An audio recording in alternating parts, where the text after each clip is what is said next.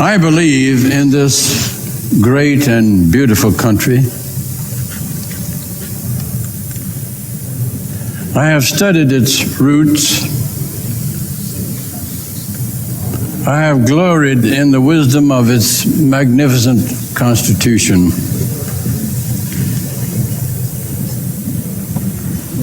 And its inimitable history. I have marveled at the wisdom of its founders and its framers. Generation after generation of Americans has understood the lofty ideals that underlie our great republic.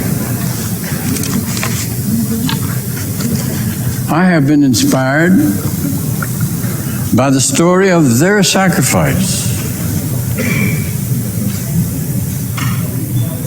and their strength. But today,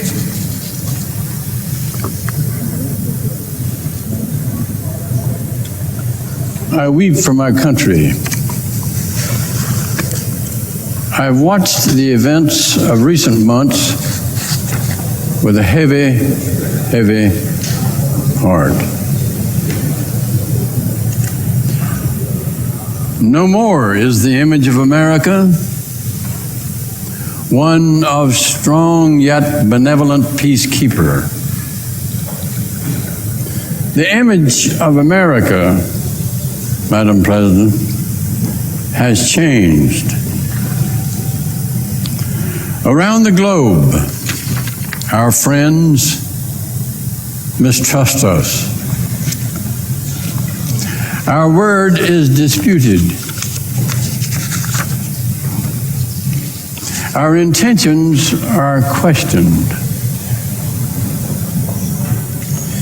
Instead of reasoning with those with whom we disagree, we demand obedience or threaten recrimination.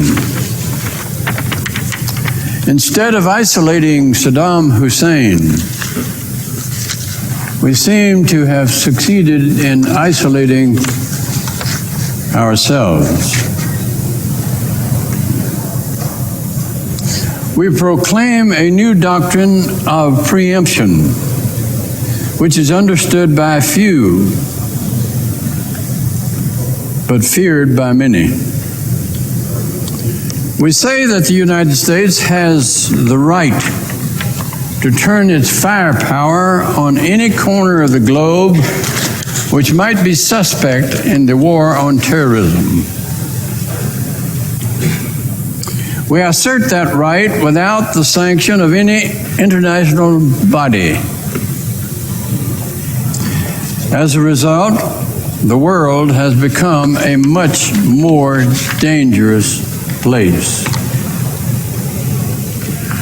We flaunt our superpower status with arrogance. We treat UN Security Council members like ingrates who offend our princely dignity by lifting their heads from the carpet. Valuable alliances are split. After the war has ended, the United States will have to rebuild much more than the country of Iraq. We will have to rebuild America's image around the globe. The case that this administration tries to make to justify its fixation with war is tainted by charges of falsified documents and circumstantial evidence. We cannot convince the world of the necessity of this war for one simple reason. This is not a war of necessity, but a war of choice. There is no credible information to connect Saddam Hussein to 9/11. at least up to this point.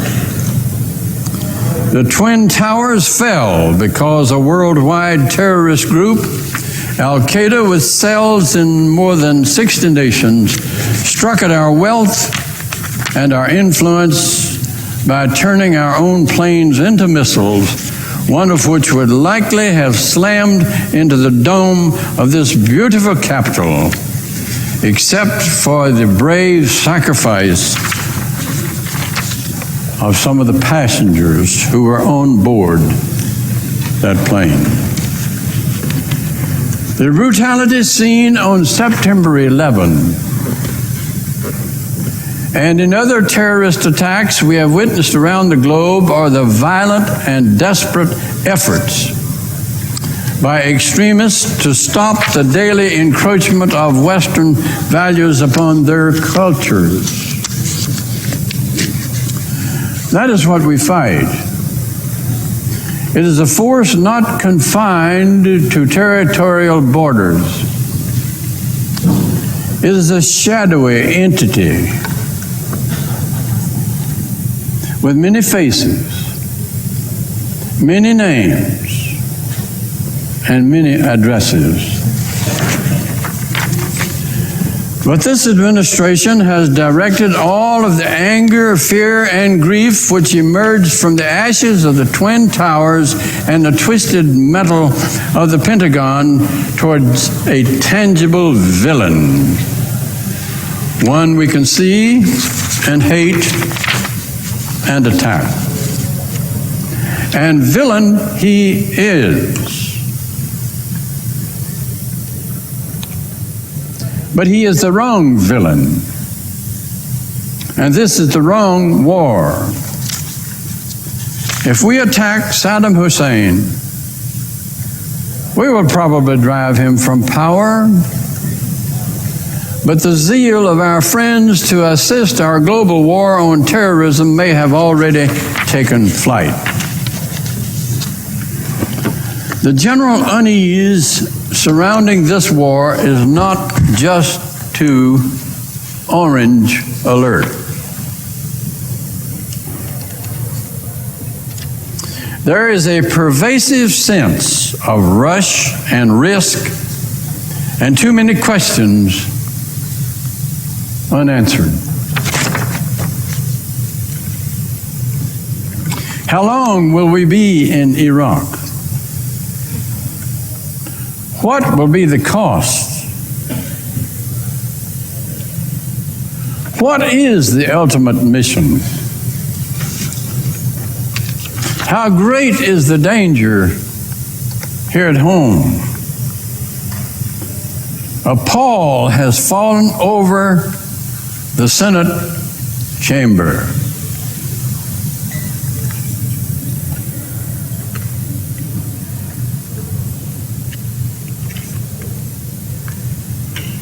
We avoid our solemn duty to debate the one topic on the minds of all Americans, even while scores of thousands of our sons and daughters faithfully do their duty in Iraq. What is happening to this country? My country. Your country, our country. When did we become a nation that ignores and berates our friends?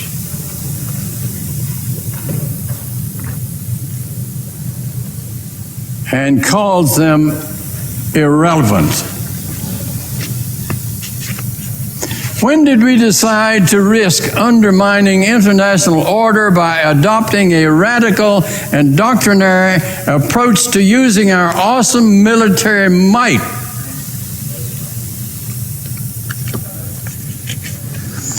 How can we abandon diplomatic efforts when the turmoil in the world cries out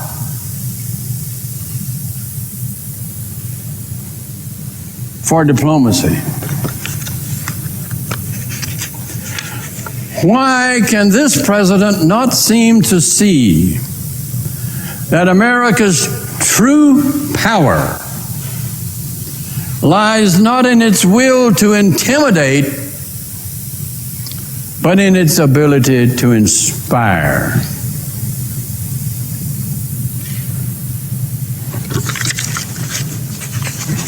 War appears inevitable, but I continue to hope that the cloud will lift. Perhaps Saddam will yet turn tail and run. Perhaps reason will somehow still prevail.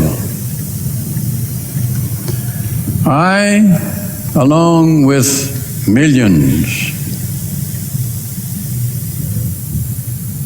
scores of millions of Americans will pray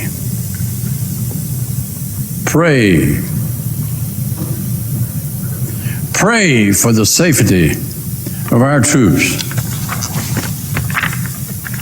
for the innocent civilians, women, children, babies, old and young, crippled, deformed, sick in Iraq, and for the security of our homeland.